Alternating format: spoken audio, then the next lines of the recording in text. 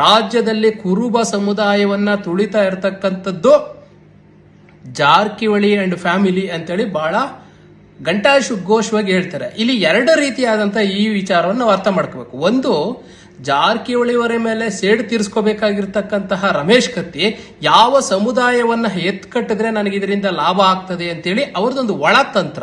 ಮತ್ ಇನ್ನೊಂದು ಅಂಶನ ಇಲ್ಲಿ ಗಮನದಲ್ಲಿ ಇಟ್ಕೋಬೇಕು.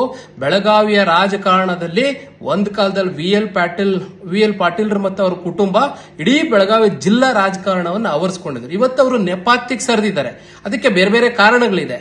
ಆದ್ರೆ ಜಾರಕಿಹೊಳಿ ಕುಟುಂಬ ಅಲ್ಲಿರ್ತಕ್ಕಂಥ ಇಡೀ ರಾಜ್ಯದಲ್ಲಿ ಅತಿ ಹೆಚ್ಚು ಕುರುಬ ಸಮುದಾಯ ಇರತಕ್ಕಂತಹ ಒಂದು ಜಿಲ್ಲೆ ಅಂತ ಹೇಳಿದ್ರೆ ಅದು ಬೆಳಗಾವಿ. ಆ ಜಿಲ್ಲೆಯಲ್ಲಿ ಒಂದೇ ಒಂದು MLA ಇರ್ಬೋದು, ಒಂದು MLC ಇರ್ಬೋದು, ಒಂದು BDCC ಬ್ಯಾಂಕ್ ಡೈರೆಕ್ಟರ್ ಇರ್ಬೋದು, ಒಂದು ಕೋಪರೇಟಿವ್ ಡೈರೆಕ್ಟರ್ ಇರ್ಬೋದು, ಒಂದು KMF ಡೈರೆಕ್ಟರ್ ಇಲ್ದಿರ ಇರ್ತಕ್ಕಂಥದ್ದನ್ನು ನೋಡ್ಕೊಳ್ತಾ ಇರ್ತಕ್ಕಂಥದ್ದು ಕೂಡ ಇದೇ ಜಾರಕಿಹೊಳಿ ಕುಟುಂಬ. ನಮಸ್ಕಾರ ಸ್ನೇಹಿತರೆ. ಇತ್ತೀಚೆಗೆ ಬೆಳಗಾವಿಯಲ್ಲಿ ಬೆಳಗಾವಿಯ BDCC ಬ್ಯಾಂಕ್ ಚುನಾವಣೆ ನಡೀತಾ ಇದೆ.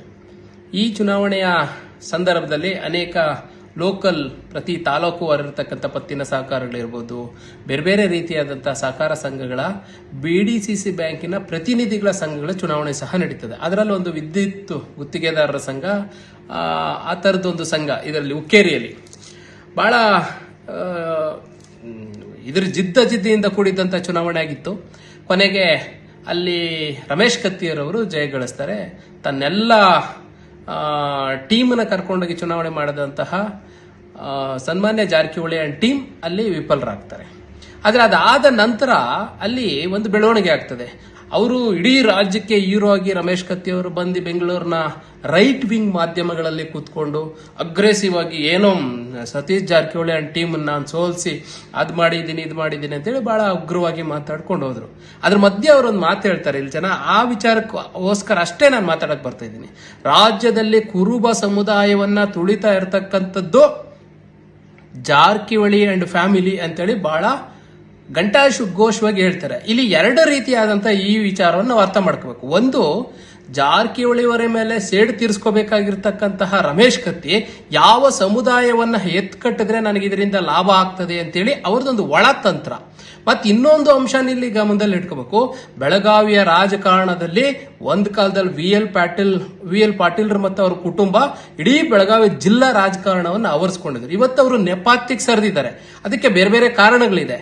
ಆದ್ರೆ ಜಾರಕಿಹೊಳಿ ಕುಟುಂಬ ಅಲ್ಲಿರ್ತಕ್ಕಂಥ ಇಡೀ ರಾಜ್ಯದಲ್ಲಿ ಅತಿ ಹೆಚ್ಚು ಕುರುಬ ಸಮುದಾಯ ಇರತಕ್ಕಂತಹ ಒಂದು ಜಿಲ್ಲೆ ಅಂತ ಹೇಳಿದ್ರೆ ಅದು ಬೆಳಗಾವಿ. ಆ ಜಿಲ್ಲೆಯಲ್ಲಿ ಒಂದೇ ಒಂದು MLA ಇರ್ಬೋದು, ಒಂದು MLC ಇರ್ಬೋದು, ಒಂದು BDCC ಬ್ಯಾಂಕ್ ಡೈರೆಕ್ಟರ್ ಇರ್ಬೋದು, ಒಂದು ಕೋಪರೇಟಿವ್ ಡೈರೆಕ್ಟರ್ ಇರ್ಬೋದು, ಒಂದು KMF ಡೈರೆಕ್ಟರ್ ಇಲ್ದಿರ ಇರ್ತಕ್ಕಂಥದ್ದನ್ನು ನೋಡ್ಕೊಳ್ತಾ ಇರ್ತಕ್ಕಂಥದ್ದು ಕೂಡ ಇದೇ ಜಾರಕಿಹೊಳಿ ಕುಟುಂಬ. ಅಲ್ಲಿ ಡಾಕ್ಟರ್ ಸಣ್ಣಕ್ಕಿ ಸಾಹೇಬ್ರು ಇರ್ಬೋದು, ನಮ್ಮ ಅಲ್ಲೊಬ್ಬ ಸತ್ಯಪ್ಪ ಬಾಗಣ್ಣವ್ರು ಇರ್ಬೋದು, ಆಮೇಲೆ ಈಗಿನ ಜಿಲ್ಲಾ ಅಧ್ಯಕ್ಷ ಇರ್ಬೋದು, ಅನೇಕರು ಪ್ರಮುಖರು ಸಾಮರ್ಥ್ಯ ಇರತಕ್ಕಂಥವ್ರು ಇದ್ದಾರೆ. ವಿವೇಕರಾವ್ ಪಾಟೀಲ್ ಇರ್ಬೋದು, ಇದೇ ನಮ್ಮ ಅಲ್ಲಿ ದಳವಾಯಿ ಅಂತ ಒಬ್ರು ಇದ್ದಾರೆ. ಹೀಗೆ ಅನೇಕರು ಸಾಮರ್ಥ್ಯ ಇರತಕ್ಕಂಥವ್ರು ತುಂಬಾ ಜನ ಇದ್ದಾರೆ. ಅವ್ರು ಯಾರಿಗೂ ಸಹ ಅವಕಾಶಗಳಿಲ್ದಿರೆ ಇಡೀ ಕುರುಬ ಸಮುದಾಯವನ್ನ ತಮ್ಮ ಕಪಿಮುಷ್ಟಿಯಲ್ಲಿ ಇಟ್ಕೊಂಡು ಅಲ್ಲಿ ಒಂದು ರೀತಿಯಾದಂತಹ ವಾತಾವರಣವನ್ನ ನಿರ್ಮಾಣ ಮಾಡಿಕೊಂಡು ಅಲ್ಲಿರ್ತಕ್ಕಂಥ ಕುರುಬ ಸಮುದಾಯವನ್ನ ಅಕ್ಷರ ಸಹ ಜಾರಕಿಹೊಳಿ ಕುಟುಂಬ ಬಳಸ್ಕೊಂತ ಇದೆ.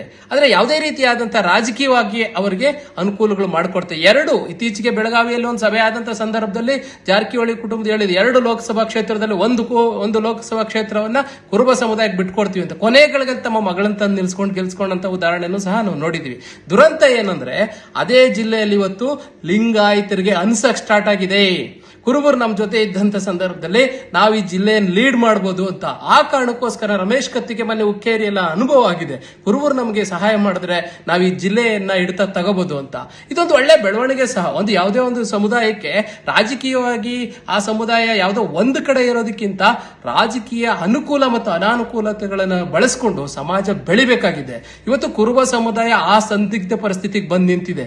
ಬೆಳಗಾವಿ ಜಿಲ್ಲೆಯಲ್ಲಿ ಒಂದು ಇರ್ತಕ್ಕಂಥ 18 ವಿಧಾನಸಭಾ ಕ್ಷೇತ್ರದಲ್ಲಿ ನೀವು ಒಂದು MLA ಆಗಕ್ಕಾಗಲ್ಲ. ಅತಿ ಹೆಚ್ಚು ಸಮುದಾಯ ಪ್ರತಿ ವಿಧಾನಸಭಾ ಕ್ಷೇತ್ರಕ್ಕೆ 40,000, 50,000, 60,000 ಮತದಾರರು ಇರತಕ್ಕಂಥ ಕ್ಷೇತ್ರ. ಅಂತ ಕಡೆ ನೀವು ಟಿಕೆಟ್ ಕೊಡ್ದಿರ ಅವ್ರನ್ನ ಆಟ ಆಡಿಸ್ಕೊಂಡಿದ್ದಾರೆ ಜಾರಕಿಹೊಳಿ ಅಂಡ್ ಫ್ಯಾಮಿಲಿ. ಮತ್ತೆ ಉಳಿದವರು ಎಲ್ಲರೂ ಅಷ್ಟೇ. ಲಿಂಗಾಯತರು ಲೀಡರ್ಗಳು ಇರ್ತಕ್ಕಂಥ ಕ್ಷೇತ್ರದಲ್ಲೂ ಅವರೇನು ಇವ್ರನ್ನ ಬಹಳ ತಲೆ ಮೇಲೆ ಇಟ್ಕೊಂಡು ಮೆರೆಸ್ತಾ ಇದ್ದಾರೆ ಅಂತೇನಿಲ್ಲ. ಅವರು ಅದೇ ಪರಿಸ್ಥಿತಿಯಲ್ಲೇ ಮಾಡ್ಕೊಂಡಿದ್ದಾರೆ. ಹಾಗಾಗಿ ಇದೊಂದು ಒಳ್ಳೆ ಬೆಳವಣಿಗೆ. ಆ ಜಿಲ್ಲೆಯ ಮಟ್ಟಿಗೆ ಕುರುಬ ಸಮುದಾಯ ಯಾರ ಪರ ನಿಲ್ಲುತ್ತೋ ಆ ಒಂದು ರಾಜಕೀಯ ಪಕ್ಷಕ್ಕೆ ಬೆಂಬಲ ಆಗುತ್ತೆ, ಪ್ಲಸ್ ಆಗುತ್ತೆ ಅಂತ ಹೇಳಿ ಅಲ್ಲಿನ ರಾಜಕಾರಣಿಗಳಿಗೆ ಅನಿಸಕ್ ಸ್ಟಾರ್ಟ್ ಆಗಿದೆಯಲ್ಲ, ಇದೊಂದು ಒಳ್ಳೆ ರೀತಿಯಾದಂತ ಬೆಳವಣಿಗೆ ಅಂತ ಈ ಸಂದರ್ಭದಲ್ಲಿ ಹೇಳಕ್ ಬಯಸ್ತೀನಿ.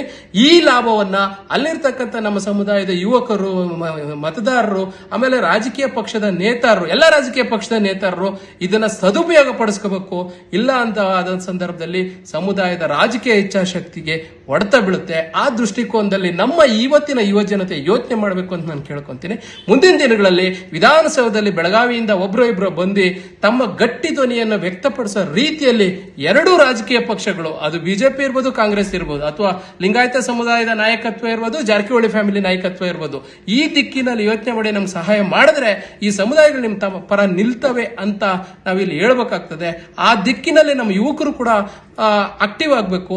ನಮಗೆ ಯಾರು ಲಾಭ ಮಾಡ್ಕೊಡ್ತಾರೆ ಅವ್ರ ಪರ ನಾವು ಇರ್ತೀವಿ ಅನ್ನೋದನ್ನ ನಾವು ಘಂಟಾಘೋಷವಾಗಿ ಹೇಳ್ಬೇಕಾಗ್ತದೆ ಬಂಧುಗಳೇ. ಆ ದೃಷ್ಟಿಕೋನದಲ್ಲಿ ಮುಂದಿನ ದಿನಗಳಲ್ಲಿ ಆ ಜಿಲ್ಲೆಯಲ್ಲಿ ಇರ್ತಕ್ಕಂಥವರು ಈ ರೀತಿಯಾದಂತಹ ಕಾರ್ಯಪ್ರವೃತ್ತರಾದ್ರೆ ಮಾತ್ರ ನಿಮಗೆ ರಾಜಕೀಯ ಇಚ್ಛಾಶಕ್ತಿ ಮತ್ತು ರಾಜಕೀಯ ಅವಕಾಶಗಳು ಸೃಷ್ಟಿ ಆಗ್ತವೆ ಅಂತ ಈ ಸಂದರ್ಭದಲ್ಲಿ ಹೇಳಕ್ ಬಯಸ್ತೀನಿ. ನಮಸ್ಕಾರ.